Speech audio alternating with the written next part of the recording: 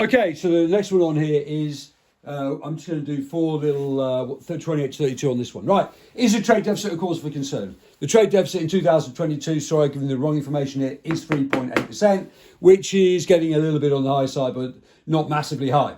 But we've always had a trade deficit in the UK, as we know. Two problems with it, at least for falling AD, because AD is equal to C plus I plus G plus X minus M causes a trade deficit, and it will lead to a fall in the exchange rate. Okay, if this is the balance of payments here, which is sort of roughly correct, visibles minus 100 billion, invisibles, we're good at that, plus 50 billion, primary income is now minus 30 billion. Remember, it was previously plus 30 billion, secondary income account. This is money that we give to aid or to the EU. So overall, we've got a trade deficit of 100 billion quid. Now, the problem with this could be that the speculators could attack sterling. Everybody starts selling sterling. Remember the diagram on here, demand and supply. So therefore, the supply curve increases. Therefore, the exchange rate will decrease, which will lead to cost-push inflation.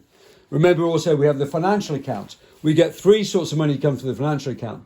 Some people will buy shares in the UK. That is like an export to the UK. Or they bring an FDI into the UK. And remember, the FDI in the past has always paid for our trade deficit, or we could get hot money into the UK, or we could borrow money. Okay, we don't want to go out and borrow money. Okay, so those are three ways in which we can subsidise our trade deficit. If we have a trade deficit, we must have a surplus in the financial account, and in the past, FDI has played a major contribution in this. Okay.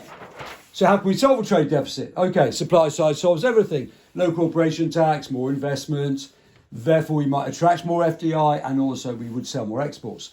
Expenditure switching, e.g. if we decrease the exchange rate, interest rate, which decreases the exchange rate goes down, export prices fall, import prices rise, therefore the balance of payments will improve, assuming that the Marshall-Lerner equation holds.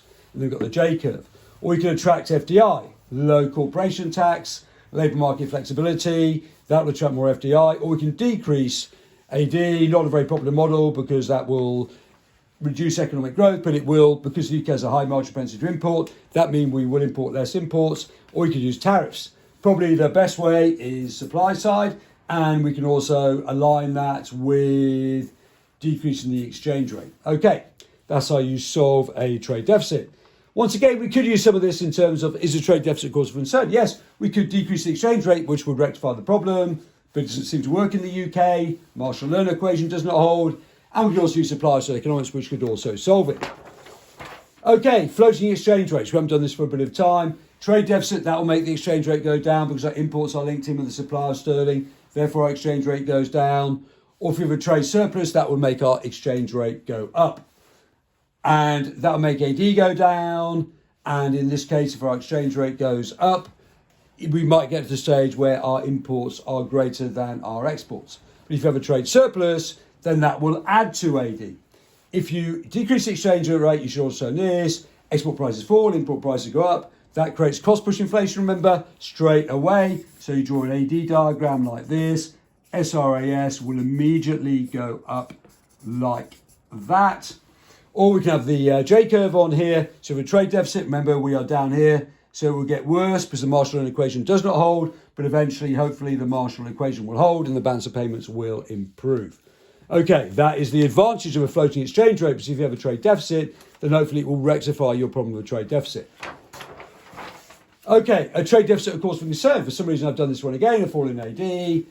Also leads to fall in the exchange rate, cost push inflation, decrease in the exchange rate, export prices fall, import prices go up. That creates cost push inflation immediately.